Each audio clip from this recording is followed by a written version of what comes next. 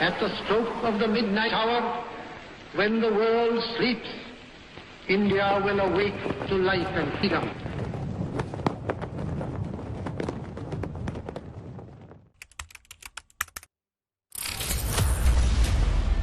साल 1947 ये वही साल था जब हिंदुस्तान आजाद हुआ और पाकिस्तान की नींव पड़ी। हिंदुस्तान ने जहां विकास का रास्ता चुना, वहीं पड़ोसी देश पाकिस्तान ने झूठ, फरेब और साजिशों का रास्ता अख्तियार किया, जिसका खामियाजा उसे 4 युद्धों में भुगतना पड़ा।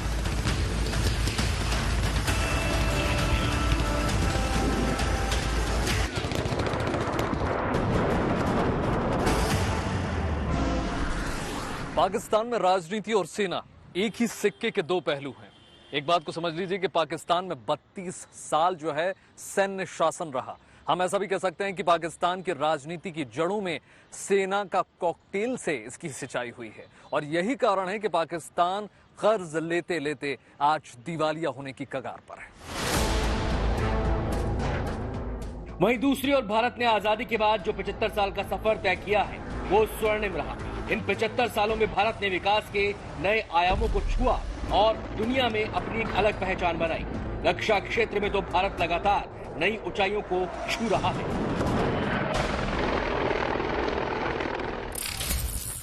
साथियों, आज का भारत नया भारत है, बदला हुआ भारत है, लेकिन अब कोई भारत को आंख दिखाने का साहस नहीं कर सकता।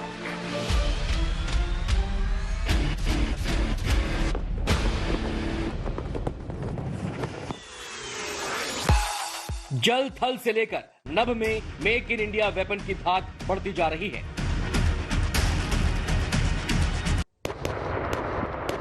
आज देश में ही एयरक्राफ्ट कैरियर से लेकर इंटरकॉन्टिनेंटल बैलिस्टिक मिसाइल और फाइटर प्लेन से लेकर सबमरीन तक तैयार हो रहे हैं, जो ये दिखाने के लिए काफी हैं कि भारत किसी से कम नहीं।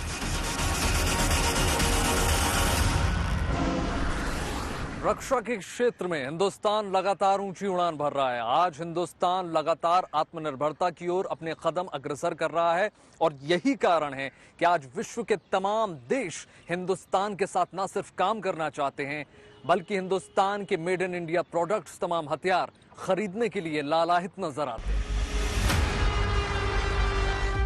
हमारे खास कार्यक्रम रण क्षेत्र में आज हम आपको हिंदुस्तान के उन स्वदेशी हथियारों की ताकत और खासियत बताएंगे जो जल, थल और आकाश में किसी भी चुनौती को रात में मिलाने का मादा रखते हैं।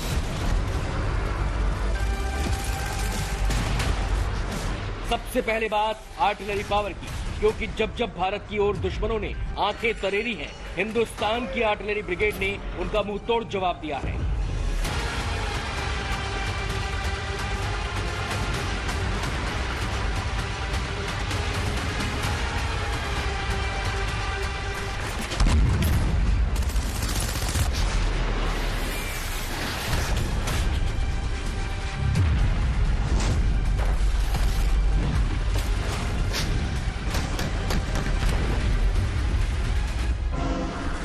$1965 का युद्ध हो या 1971 की जंग, या फिर 1999 में करगिल वॉर, या फिर छोटी मोटी हम तमाम सीजफायर के उल्लंघन देखते रहे, हिंदुस्तान के तोप और टैंकों ने कभी निराश नहीं किया। बैटलफील्ड में गरजने वाले टैंकों को 2 चीजों से आंका जाता है, एक रफ्तार और दूसरी उसकी फायर पावर, यानी टैंक की बंदूक कितनी ताकतवर है, कितनी मारक क्षमता कितनी दूर तक है। रफ्तार और फायर कैपेसिटी पर भारत का स्वदेशी टैंक अर्जुन अजय योद्धा माना जाता है। अर्जुन मेन बैटल टैंक का निर्माण साल 1972 में शुरू किया गया था। इसका मकसद था बेहतरीन मारक क्षमता, सुपर स्पीड और बेहतरीन सुरक्षा देने वाला टैंक तैयार करना। इसी उद्देश्य को लेकर साल 1996 में अर्जुन टैंक के उत्पादन की शुरुआत की गई। आज देश में अर्जुन टैंक के 2 वेरिएंट्स हैं। पहला MK1 और MK1A। आकार में MK1A MK1 से थोड़ा छोटा है। 1400 हॉर्स पावर की बेजोड़ ताकत रखने वाला अर्जुन जब गरजता है तो दुश्मन की धरती दहल जाती है। अर्जुन की तरह इसका निशाना भी अचूक बताया जाता है। अर्जुन मार्क 1 के मुकाबले अर्जुन मार्क 1A की फायर पावर बढ़ाई गई है। साथ ही नई तकनीक का ट्रांसमिशन सिस्टम लगाया गया है, जिससे अर्जुन पहले के मुकाबले काफी ताकतवर बन चुका है। अर्जुन मार्क 1A टारगेट को खुद तलाश कर सकता है। मूविंग टारगेट पर सटीक निशाना लगाने में महारत हासिल है इसे। अर्जुन मार्क 1A रास्ते में चलते हुए दुश्मन की बिछाई एंटी टैंक माइन को हटा सकता है और एंटी टैंक ग्रेनेड और एंटी टैंक मिसाइल हमले का भी इस पर कोई असर नहीं होता। अर्जुन मार्क 1A टैंक में मॉडर्न तकनीक से लैस सेंसर लगाए गए हैं, जो छोटे से छोटे खतरे पर अलर्ट देते हैं। अर्जुन मार्क 1A में कमांडर, गनर, लोडर और चालक समेत 4 क्रू मेंबर होते हैं, जिनकी सुरक्षा का टैंक में फुल प्रूफ इंतजाम है। Arjun mark 1A tank 70 kilometre प्रति घंटे की रफ्तार से दौड़ने की ताकत रखता है। इसका ऑपरेशनल रेंज करीब 450 किलोमीटर है। यानी एक बार अर्जुन मार्क 1A टैंक में 1610 लीटर ईंधन भरा हो तो ये 70 किलोमीटर प्रति घंटा की रफ्तार से 450 किलोमीटर दूर तक जा सकता है। अर्जुन मार्क 1A की फायर पावर बढ़ाई गई है और नई तकनीक का ट्रांसमिशन सिस्टम इसमें लगाया गया है। अर्जुन मार्क 1A टैंक में 120 मिलीमीटर की कैनन और 2 मशीन गन लगी है। ये टैंक 1 मिनट में 6 से 8 गोले दाग सकता है। साथ ही इस टैंक में 39 गोले रखे जा सकते हैं। यही नहीं, अर्जुन टैंक में 12.7 मिलीमीटर की मशीन गन लगी है, जो 1000 राउंड फायर करती है। 7.62 मिलीमीटर की कोएक्सियल मशीन गन लगी है, जो 3000 राउंड फायर करती है। अर्जुन मार्क 1 अपने आप में हमारे लिए एक बड़ा फिनोमिनल टैंक था, जो एटलीस्ट हमारी रेजिमेंट ने टेस्ट किया था 87 में, 88 में जब ये इंडक्ट होना था। बट इसमें क्योंकि इसका वजन इतना ज़्यादा था तो इसलिए काफ़ी डिसएडवांटेजेस थे। साथ ही साथ जो डिसएडवांटेजेस थे उनको अर्जुन मार्क 1A में ख़त्म करने की कोशिश करी गई थी, क्योंकि ये वो वाली बात है कि उसमें जो एक तो स्पेशली आर्मर जो है वो एक तो अच्छा कर दिया गया, दैट इज कंचन आर्मर लगाया गया, उसमें ERA MERA भी लगाया गया, और साथ ही साथ उसकी जो सर्वाइवेबिलिटी और जो मोबिलिटी और फायर पावर है इसको बहुत हद तक इम्प्रूव किया गया फिनोमिनली। अपने आप में जो सबसे बड़ा फर्क है कि इसकी जो टरेट ऑपरेशन है गन, वो टैंक के अंदर से करी जा सकती है, जबकि मार्क पर में डिसएडवांटेज था कि टैंक क्रू का एक आदमी बाहर आएगा और तब उसको ऑपरेट कर पाते थे। युद्ध क्षेत्र में दुश्मन को धोखा देने के लिए अर्जुन मार्क 1A टैंक में 12 स्मोक ग्रेनेड्स लगे हैं। अर्जुन मार्क 1A पर एंटी टैंक ग्रेनेड और एंटी टैंक मिसाइल हमले का भी असर नहीं होता। अर्जुन मार्क 1A टैंक के पुराने वर्जन की तुलना में नया वर्जन 54.3% ज्यादा स्वदेशी है। इस टैंक के चारों तरफ स्वदेशी कवच कंचन लगाया गया है, जो इसे एंटी टैंक हमलों से बचाता है।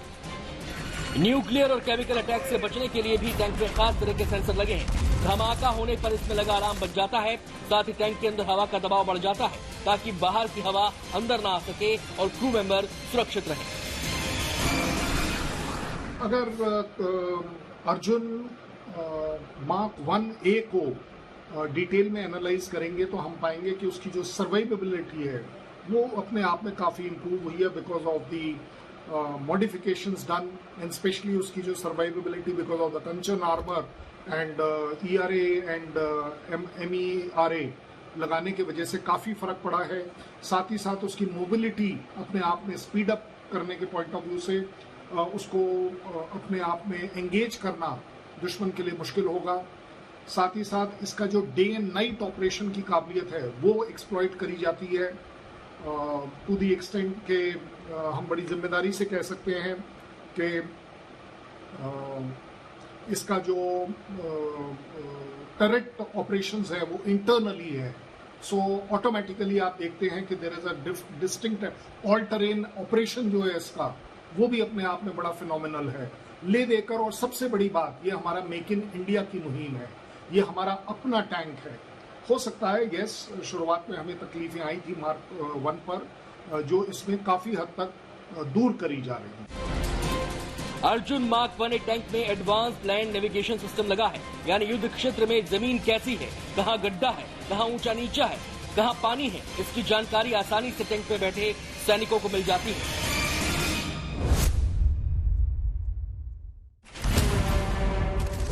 आज भारत में make in India light tank Zorawar भी तैयार हो रहा है, जिसके पास पहाड़ों पर दौड़ने के साथ दुश्मन पर विध्वंसक प्रहार करने की ताकत होगी। जोरावर को इस तरह से बनाया जाएगा कि इसके कवच पर बड़े से बड़े हथियार का असर न हो, साथ ही ये बेहतर स्पीड में चल सके। माना जा रहा है कि जोरावर टैंक की मेन तोप 120 mm की होगी, ऑटोमेटिक लोडर होगा, रिमोट वेपन स्टेशन होगा, जिसमें 12.7 मिलीमीटर की हैवी मशीन गन भी इस पर तैनात होगी, साथ ही मिसाइल फायरिंग की क्षमता भी होगी। जोरावर टैंक को भारतीय रक्षा अनुसंधान एवं विकास संगठन यानी DRDO ने डिजाइन किया है। ये टैंक केवल 25 टन के होंगे। इन्हें चलाने के लिए सिर्फ 3 लोगों की जरूरत होगी। जोरावर देश का पहला ऐसा टैंक होगा जिसको हम माउंटेन टैंक भी कह सकते हैं। हिंदुस्तान के पास जो टैंक अभी अवेलेबल हैं वो बहुत वजनी होते हैं। हिंदुस्तान के पास T-72 और T-90 जैसे तमाम टैंक मौजूद हैं जिनका वजन लगभग 45 टन होता है। यही इनको और ज्यादा मुश्किल बना देता है अगर हम बात करें दुर्गम चोटियों में पहुंचने की। लेकिन जोरावर बहुत हल्का टैंक है, कॉम्पैक्ट है। 25 टन वजनी इस टैंक को कहीं भी उठाकर ले जाया जा सकता है, LAC पर तैनात किया जा सकता है और यही इसको खूबियों से लैस बनाता है। कहा जा रहा है कि इन हल्के टैंकों में भारी टैंक की तरह ही फायर पावर तो होगी ही, साथ ही आर्टिफिशियल इंटेलिजेंस के साथ साथ ड्रोन इंटीग्रेशन और high degree of situational awareness जैसी तकनीक भी होंगी, जो ऊंचे पहाड़ों से लेकर दर्रों तक से आसानी से दुश्मन को मुंहतोड़ जवाब दे सकेंगी। हिंदुस्तान की आर्टिलरी ताकत का इतिहास 196 साल पुराना है, जब पहली बार 1827 में बॉम्बे आर्टिलरी का गठन हुआ। आजादी के बाद इसकी ताकत बढ़ती गई और आज हिंदुस्तान की सेना में 3 आर्टिलरी डिवीजन हैं, जिनमें तोप मीडियम आर्टिलरी रेजिमेंट का हिस्सा है। भारत की तोपों का दम रेगिस्तान की रेतीली धरती से लेकर हिमालय की बर्फीली चोटियों तक सुनाई देता है।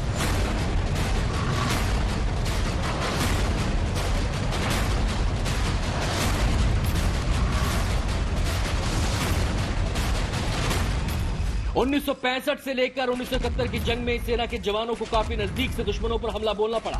इससे जरूरत महसूस हुई दूरी से ही हमला करने वाली तोप की, जिसके लिए भारत ने 1970 में स्वदेशी तोप बनाने का प्रोजेक्ट शुरू किया।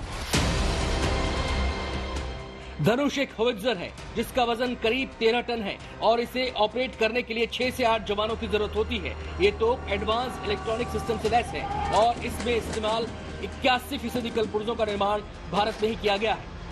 धनुष को किसी भी मौसम में किसी भी टेरेन में इस्तेमाल किया जा सकता है। ये खुद ब खुद टारगेट के हिसाब से खुद को अलाइन और पोजीशन कर लेती है। इस तोप की खासियत है इसकी कैनन, जिसका वजन 2692 किलो और लंबाई 8 मीटर है। इसकी कैनन 155 mm और कैलिबर 45 है। इसकी मारक क्षमता 38 किलोमीटर है। बर्स्ट मोड में ये 15 सेकंड में 3 राउंड दागती है। इंटेंस मोड में 3 मिनट में 15 राउंड और सस्टेन मोड में 60 मिनट में 60 राउंड, यानी जरूरत के हिसाब से दुश्मन के छक्के छुड़ा सकती है। यही नहीं, लगातार 2 घंटे तक फायर करने में सक्षम धनुष खुद ब खुद टारगेट के हिसाब से खुद को अलाइन और पोजीशन कर लेती है।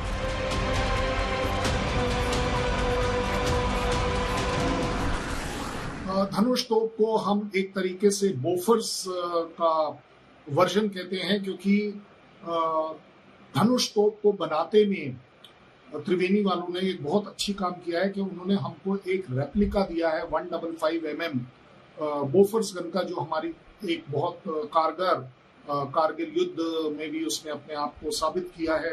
हर तरह के पॉइंट ऑफ व्यू से वो गन अपने आप में फिनोमिनल है और उसका रिप्लेसमेंट अगर हमें ढूंढना था, वो भी मेक इन इंडिया मुहिम में, तो वो धनुष कर पाई है। धनुष में वो सभी फीचर्स हैं जो हमारे को चाहिए थे एक मीडियम गन में और जो हमें बोफर्स गन में मिलते थे। Automatic loading, carrying, crane, rate of fire is phenomenal.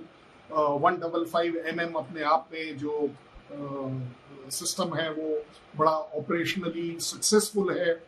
So overall अगर देखा जाए तो इस गन को सिर्फ इसलिए बोफर्स का पैरेलल माना जाता है क्योंकि उसकी ये जगह लेगा। हमें अपनी स्टैंडर्ड मीडियम गन 155 mm में धनुष बिल्कुल फिट होती है।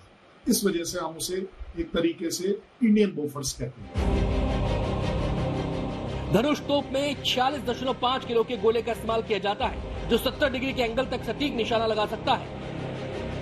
धनुष के साथ हिंदुस्तान की एक और स्वदेशी तोप है जो दुश्मन के लिए काल है। नाम है AT-AGS। यानी advance towed artillery gun system.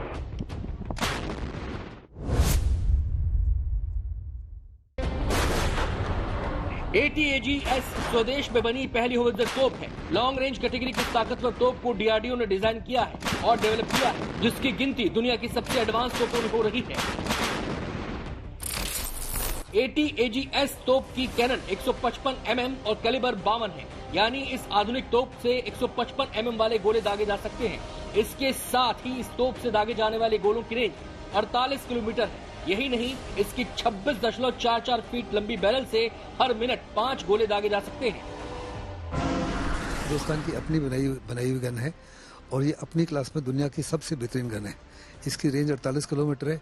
ये हर वातावरण में, दिन के समय, रात के समय और हर टाइप ऑफ टेरेन में कार्रवाई कर सकती है।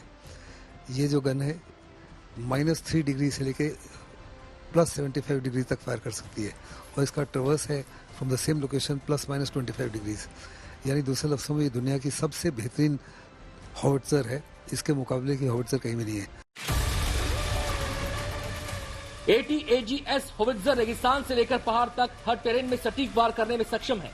-30 डिग्री से लेकर 75 डिग्री तापमान तक में सटीक फायर करने की ताकत इसे बेजोड़ बनाती है। सबसे बड़ी ताकत जो है कि एक तो ये हमारे देश की अपनी बनाई हुई है, इसलिए हमके स्पेयर पार्ट्स और लॉजिस्टिक्स बैकअप के लिए किसी और देश के ऊपर नहीं भरोसा करना, अपने देश के ऊपर ही भरोसा करना है, क्योंकि कियानी ग्रुप और टाटा और DRDO मिलकर इसको बना रहे हैं। दूसरा जो है वो अपनी क्लास में दुनिया की सबसे बेहतरीन तोप है और तीसरा इसकी रेंज सबसे ज़्यादा है 48 किलोमीटर, जिसको नए प्रकार का एमुनेशन भी बनाया जा रहा है, उससे इसकी रेंज 60 किलोमीटर तक एक्सटेंड की जा सकती है। और मैंने जैसे कहा कि -3 डिग्री से +75 डिग्री, यानी दूसरे लफ्ज़ों में जो पहाड़ी के दूसरी साइड के टारगेट्स होते हैं जिनको लोकेट करके बर्बाद करना बहुत ही मुश्किल होता है, ये गन बड़ी आसानी से वर्टिकल अटैक कर सकती है। ये तो पूरी तरह ऑटोमेटिक सिस्टम पर काम करती है, यानी ATAGS में ऑटोमेटिक लोडिंग से लेकर ऑटोमेटिक फायरिंग की क्षमता है। तोप में गोला फिट करने के बाद ये अपने आप लोड हो जाती है और फिर एक जवान तोप पे लगी स्क्रीन पर टारगेट को फिक्स करता है, जिसके बाद ये तोप अपने आप तेजी से गोला फायर करती है।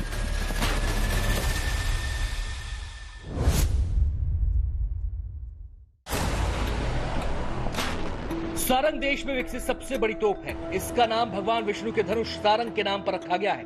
20 साल पुरानी 130 मिलीमीटर कैलिबर की गन उन्नत करके 155 मिलीमीटर कैलिबर में तब्दील की गई है, जिससे इसकी मारक क्षमता 10 किलोमीटर ज्यादा बढ़ गई है। सारंग की ताकत इसकी एक्यूरेसी और इसका मूवमेंट है। इसे 70 डिग्री के एंगल तक मूव करके फायर किया जा सकता है। इसकी गन भी सेमी ऑटोमेटिक है, जिससे तोप के अंदर आसानी से गोला फिट किया जा सकता है। सारंग की ऑपरेशनल रेंज 37 किलोमीटर है। ये एक साथ 3 गोले दागने में सक्षम है। सारंग बिना रुके 2 घंटे तक फायर कर सकती है। इसके गोले में 8 किलो TNT का इस्तेमाल हुआ है।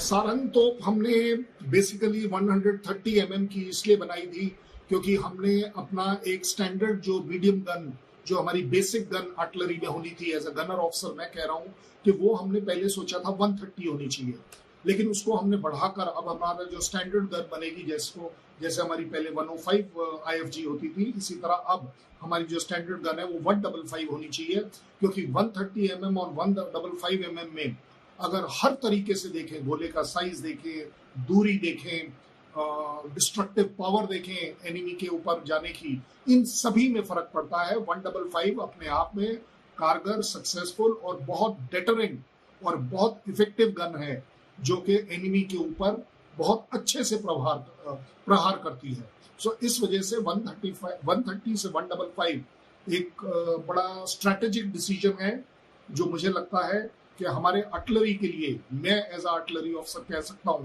कि 155 होना हमारे लिए ज्यादा अच्छा है। भारत के स्वदेशी तोपों के विकास के पीछे देश के रक्षा वैज्ञानिकों की कड़ी मेहनत है, जो आज रंग ला रही है।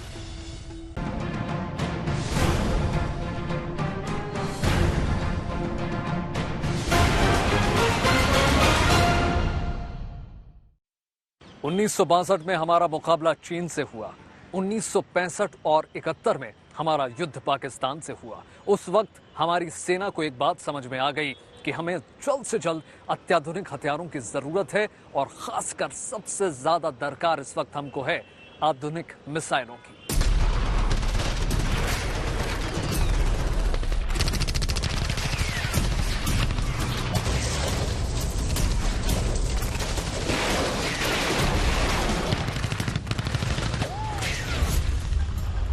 उस वक्त तक दुनिया भर में सिर्फ 4 ही देश ऐसे थे जिनके पास अपने मिसाइल सिस्टम थे।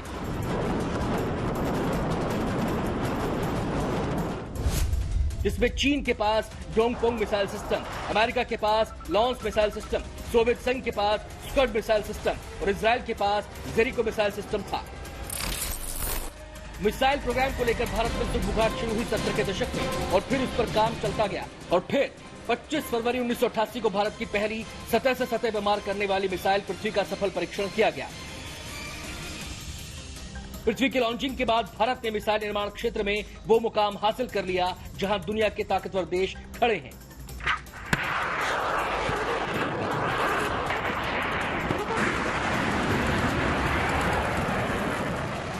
अगले 4 दशकों में भारत ने पारंपरिक समेत सामरिक महत्व की कई मिसाइलें डेवलप की जो 250 से लेकर 5000 किलोमीटर तक की रेंज में टारगेट को तबाह कर सकती हैं।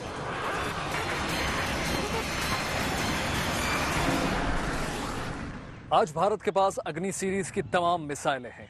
हिंदुस्तान के पास पृथ्वी, आकाश, नाग जैसी तमाम मिसाइलें हैं और हिंदुस्तान जो है लगातार इंटीग्रेटेड गाइडेड मिसाइल डेवलपमेंट के कार्यक्रम में लगा है। ये मिसाइलें इतनी जबरदस्त होती हैं, पलक झपकते ही दुश्मन को नेस्ते नाबूद कर देती हैं। भारत के पास अग्नि सीरीज की अलग अलग रेंज और ताकत की मिसाइलें हैं। अग्नि 5 की जद में तो चीन और पाकिस्तान का चप्पा चप्पा है। देश की सबसे ताकतवर मिसाइल अग्नि 5 भारत की लंबी दूरी की सतह से सतह पर मार करने वाली बैलिस्टिक मिसाइल है जो 5000 किलोमीटर दूर दुश्मन के ठिकाने को तबाह करने की ताकत रखती है। कुछ रिपोर्टों में तो यहां तक दावा किया जाता है कि अग्नि 5 8000 किलोमीटर दूर तक हमला करने में सक्षम है। अग्नि 5 भारत की पहली और एकमात्र इंटरकॉन्टिनेंटल बैलिस्टिक मिसाइल है जिसे डीआरडीओ ने बनाया है।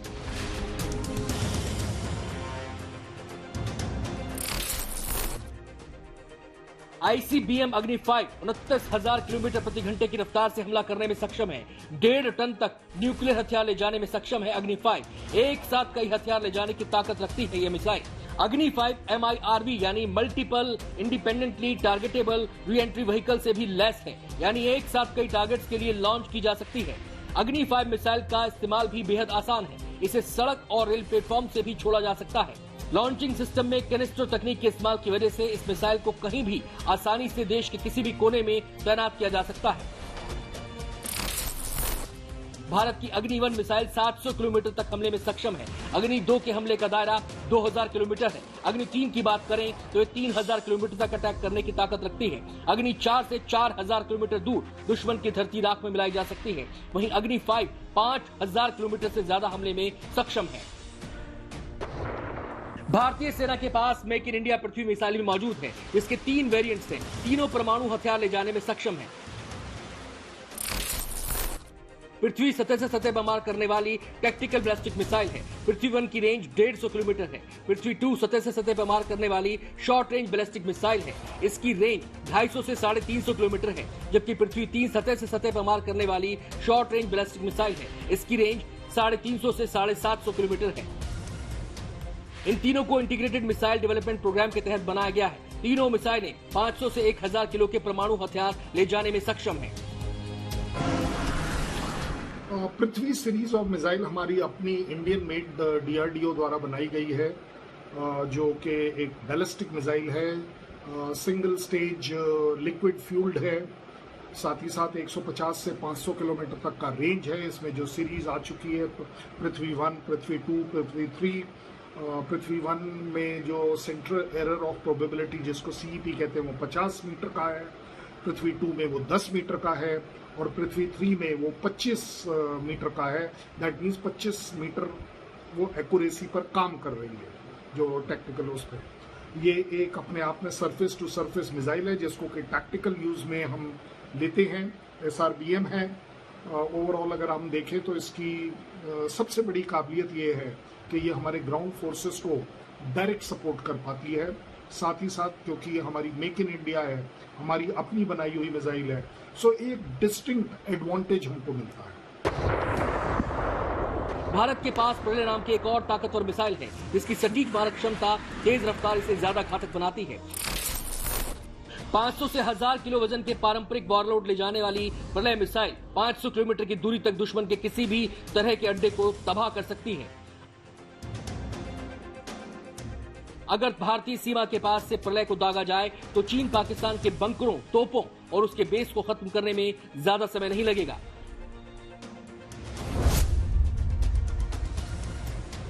हिंदुस्तान की बराक 8 भी अपने आप में बेजोड़ है। लंबी दूरी की जमीन से हवा में मार करने वाली इस मिसाइल को इंडियन मिलिट्री के सभी विंग इस्तेमाल करते हैं। बराक 8 मिसाइल की रफ्तार 2469 किलोमीटर प्रति घंटा है, जो कि 16 से लेकर 30 किलोमीटर तक हमले की ताकत रखती है।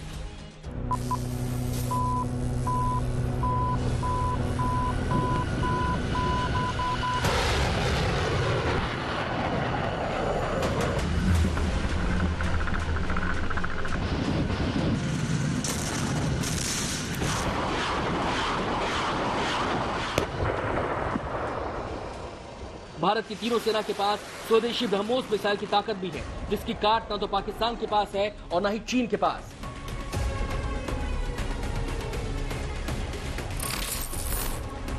ब्रह्मोस मिसाइल दुनिया की पहली और एकमात्र सुपरसोनिक क्रूज मिसाइल है, जिसकी रफ्तार 2.5 से 3 मैक है। यानी ब्रह्मोस मिसाइल 1 सेकंड में करीब 1 किलोमीटर की दूरी तय करती है, जिसे पकड़ना दुनिया की किसी भी मिसाइल के लिए मुश्किल ही नहीं बल्कि नामुमकिन है।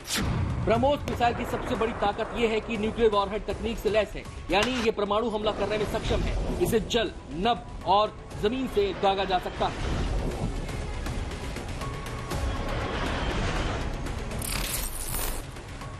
ब्रह्मोस मिसाइल मनोरल तकनीक से लैस है, यानी ये हवा में ही रास्ता बदल सकती है और चलते फिरते लक्ष्य को भी भेज सकती है। इसे वर्टिकल भी दागा जा सकता है। ये 10 मीटर की ऊंचाई पर उड़ान भर सकती है, जिससे रडार की पकड़ में नहीं आती। हिंदुस्तान की हिफाजत के लिए क्रूज मिसाइल के साथ साथ सबसोनिक क्रूज मिसाइल का बेड़ा भी मौजूद है। सबसोनिक क्रूज मिसाइल का नाम है निर्भय। निर्भय मिसाइल 200 से 300 किलोमीटर वजनी पारंपरिक और परमाणु हथियार ले जा सकती है। इसकी रफ्तार 1100 किलोमीटर प्रति घंटा है और इसकी रेंज 1500 किलोमीटर है। भारत के पास सागरिका नाम की ऐसी मिसाइल भी है जो समंदर से दागी जा सकती है और ये परमाणु हथियार ले जाने में सक्षम है। सबमरीन से दागी जाने वाली सागरिका बैलिस्टिक मिसाइल की रेंज 750 किलोमीटर है और ये 9260 किलोमीटर प्रति घंटा की रफ्तार से हमला करने में सक्षम है। भारत की मिसाइल शक्ति में त्रिशूल, आकाश, नाग और शौर्य जैसी मिसाइलों का नाम शामिल है, जिनसे टकराने की गुस्ताखी का मतलब तबाही को न्यौता देना है। भारत अपनी और दुनिया की जरूरतों को देखते हुए ऐसे हथियार तैयार कर रहा है जिनकी डिमांड दुनिया भर में होने लगी है। सिप्री यानी स्टॉकहोम पीस रिसर्च इंस्टीट्यूट की रिपोर्ट के मुताबिक भारत दुनिया का 24वां सबसे बड़ा रक्षा उपकरणों का निर्यातक देश बन गया है, जो साल 2014 तक दुनिया का दूसरा सबसे बड़ा आयातक देश था। 2016-2020 के बीच हथियार आयातों में 2011-2015 की तुलना में करीब 33% की कमी दर्ज की गई है। भारत जो हथियार अमेरिका से खरीदता था, उनमें भी 46% की कमी आई है।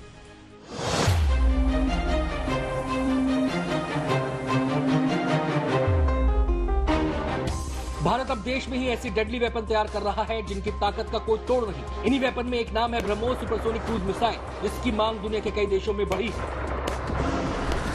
जनवरी 2022 में हिंदुस्तान ने फिलीपींस के साथ रक्षा सौदा किया, जिसके तहत हिंदुस्तान फिलीपींस को ब्रह्मोस मिसाइल देगा। आपको बता दें, इस कतार में और भी देश शामिल हैं। दक्षिण अफ्रीका समेत 15 देश ऑलरेडी ब्रह्मोस मिसाइल के लिए आवेदन दे चुके हैं और हमारी तेजस मिसाइल भी अब पीछे नहीं है। आज भारतीय वायुसेना दुनिया की चौथी सबसे बड़ी वायुसेना बन चुकी है, जिसके पास ताकतवर फाइटर जेट का बड़ा बेड़ा है। तो वहीं मालवाहक विमान, अटैक हेलीकॉप्टर से लेकर अवाक्स विमान भी एयरफोर्स में शामिल हैं। देश 5th जनरेशन के एडवांस मीडियम कॉम्बैट एयरक्राफ्ट पर लगातार काम कर रहा है और हम बता दें आपको, हमारे स्क्वाड्रन में 31 विमान शामिल हैं, जिसमें राफेल भी है।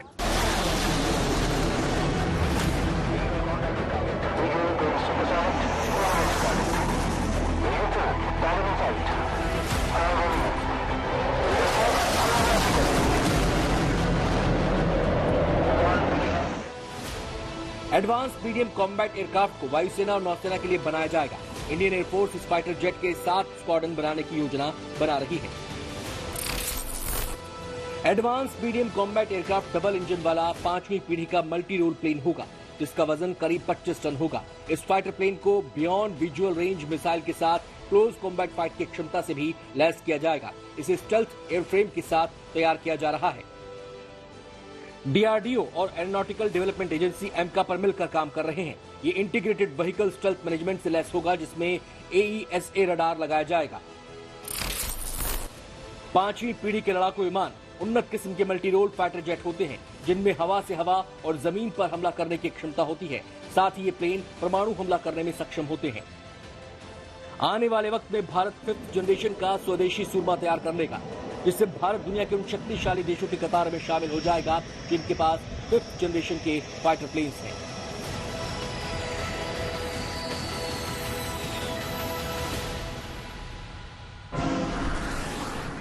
भारत आत्मनिर्भरता की ओर लगातार बढ़ रहा है। भारत की सेना को मॉडर्नाइज करने की भी तमाम कोशिशें की जा रही हैं, जिसके तहत आपको बता दें तेजस MK1 का निर्माण पूरा हो चुका है। अब हमारा लक्ष्य है तेजस MK2 की ओर अग्रसर करने का, जिसके तहत 2 तरीकों से कार्य किया जाएगा।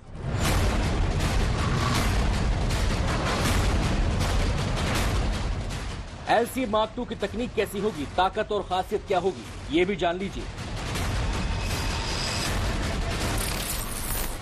LCA Mark II करीब 2300 किलोमीटर प्रति घंटा की रफ्तार से उड़ान भरेगा। इसकी उड़ान की कुल रेंज 2500 किलोमीटर होगी, जबकि कॉम्बैट रेंज 1500 किलोमीटर होगी।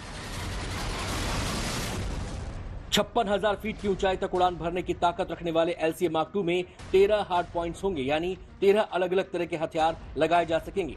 हल्के लड़ाकू विमान के साथ साथ भारत में ऐसे ताकतवर हेलीकॉप्टर हैं जो देश की हिफाजत में हर वक्त मुस्तैद रहते हैं। इन्हीं में से एक है LCH प्रचंड, यानी अपनी कैटेगरी में हल्का लड़ाकू हेलीकॉप्टर प्रचंड दुनिया का सबसे बेहतरीन हेलीकॉप्टर माना जाता है। 550 किलोमीटर की कॉम्बैट रेंज वाला LCH प्रचंड करीब 270 किलोमीटर प्रति घंटे की रफ्तार से उड़ान भर सकता है। 16,400 फीट की ऊंचाई तक उड़ान की काबिलियत इसे खास बनाती है। दुनिया में इस तरह का कोई हेलीकॉप्टर नहीं है जो इतनी ऊंचाई पर हिमालय में उड़ सके। हेलीकॉप्टर में 4 हाई पॉइंट्स हैं, जिसमें लेजर गाइडेड रॉकेट से लेकर mistral missile, Dhruvastra anti tank guided missile या क्लस्टर बम लगाए जा सकते हैं। देश की आजादी को 7 दशक बीत चुके हैं। पिछले 7 दशक में हिंदुस्तान की सेना ने बहुत बढ़ चढ़कर अपना काम किया है और रक्षा के क्षेत्र में हम दिन पर दिन आत्मनिर्भर होते चले गए हैं। साथ ही साथ एक बात समझ लीजिए कि हिंदुस्तान की नेवी दुनिया के टॉप 10 देशों में अग्रम देशों में शुमार हो चुकी है। एक बात और सोचिए, हिंदुस्तान की जो सेना है वो वर्ल्ड वॉर 1 में हमारे पास सिर्फ 8 युद्धपोत थे, लेकिन आज हमारे पास INS विक्रांत है। INS विक्रांत वही युद्धपोत है जो अपने साथ विमान ले जाने में भी सक्षम है। अभी पूरी दुनिया में सिर्फ 8 देश ही ऐसे हैं जिनके पास INS विक्रांत जैसा एयरक्राफ्ट कैरियर है। अमेरिका के पास सबसे ज्यादा 11 एयरक्राफ्ट कैरियर है, चीन के पास 3, इटली, ब्रिटेन और भारत के पास 2-2, जबकि फ्रांस, रूस और स्पेन के पास एक ही एयरक्राफ्ट कैरियर है। यानी इस समय पूरी दुनिया में केवल 8 देशों के पास कुल मिलाकर 22 एयरक्राफ्ट कैरियर है। INS विक्रांत भारत का खुद का तैयार किया हुआ एयरक्राफ्ट कैरियर है, जिससे लड़ाकू विमान और हेलीकॉप्टर आसानी से टेक ऑफ या लैंडिंग कर सकते हैं। लिहाजा ऐसे एयरक्राफ्ट कैरियर को समुद्र में तैरता हुआ एयरबेस भी कहा जाता है। INS विक्रांत का आकार बेहद विशाल है और युद्ध के दौरान इसे दुश्मन की नजरों से छिपाया नहीं जा सकता। इसलिए इसमें मीडियम रेंज की कुल 32 बराक 8 मिसाइलें लगाई गई हैं, जो सरफेस टू एयर यानी सतह से हवा में वार कर सकती है। और सबसे बड़ी बात, INS विक्रांत AK-630 गन से लैस है और इस पर anti missile naval decoy system भी लगाया गया है, जो इसकी तरफ आने वाली लेजर गाइडेड मिसाइल को डायवर्ट करके उन्हें चकमा दे सकता है। एयरक्राफ्ट कैरियर INS विक्रांत में 30 लड़ाकू विमान और हेलीकॉप्टर्स को रखा जा सकता है। सोचिए ये कितनी बड़ी बात है कि INS विक्रांत एक समय में 30 फाइटर जेट्स के साथ समंदर में दुश्मन पर नजर रख सकेगा। इस एयरक्राफ्ट कैरियर में कुल 4 गैस टरबाइन इंजन लगे हैं, जो 88 मेगावाट बिजली पैदा करते हैं। INS विक्रांत की अधिकतम रफ्तार 51 किलोमीटर प्रति घंटा है, जबकि नॉर्मल स्पीड 33 किलोमीटर प्रति घंटा है और इसमें कुल 14 फ्लाइट डेक्स हैं, जो 12,500 वर्ग मीटर के क्षेत्र में फैले हैं। ये एक बार ईंधन भरने पर 45 दिन तक समुद्र में रह सकता है और इसे बनाने में कुल 20,000 करोड़ रुपए का खर्च आया है। INS विक्रांत की सबसे बड़ी खासियत ये है कि ये भारत में ही तैयार हुआ है और इसका 75% हिस्सा पूरी तरह स्वदेशी है। इस जंगी जहाज का जो मूल ढांचा तैयार हुआ है, उसमें 80% पार्ट्स ऐसे लगाए गए हैं जो पूरी तरह भारत में निर्मित थे। अभी भारत के पास 2 विमानवाहक युद्धपोत हैं। पहला INS विक्रमादित्य और दूसरा INS विक्रांत। दोनों ही युद्धपोत दुनिया के 10 सर्वश्रेष्ठ विमानवाहक युद्धपोतों में शामिल हैं। भारत दुश्मनों की तैयारी को देखते हुए लगातार अपने हथियारों को धार दे रहा है। भारत जानता है कि उनके पड़ोस में 2 ऐसे देश हैं जो साजिशों का ताना बाना बुनने से कभी बाज नहीं आ सकते। लिहाजा तीनों सेना के तरकश में एक से बढ़कर एक हथियार सौंपे जा रहे हैं। कलवरी क्लास की पनडुब्बी INS Vagir make in India और आत्मनिर्भर भारत की मिसाल है। प्रोजेक्ट 75 के तहत तैयार पनडुब्बी वागीर मिनटों में दुश्मन की जल समाधि तैयार करने की ताकत रखती है। वागीर पनडुब्बी टॉर्पीडो और एंटीशिप मिसाइलों से हमला कर सकती है। वागीर 6500 नॉटिकल माइल्स यानी करीब 12,000 किलोमीटर का रास्ता तय कर सकती है। ये सबमरीन 350 मीटर तक की गहराई में जाकर दुश्मन का पता लगाती है। इसके टॉप स्पीड की बात करें तो 22 नॉट्स यानी करीब 40 किलोमीटर प्रति घंटा इसकी रफ्तार है। वागीर सबमरीन लगातार 50 दिनों तक पानी के अंदर रह सकती है। हिंदुस्तान का नया बाहुबली समंदर में भूचाल लाने की कुवत रखता है। यूं कहें कि ये पानी में भी आग लगा देगी। वागीर के रहते चीन की एक भी साजिश कतई कामयाब नहीं हो पाएगी।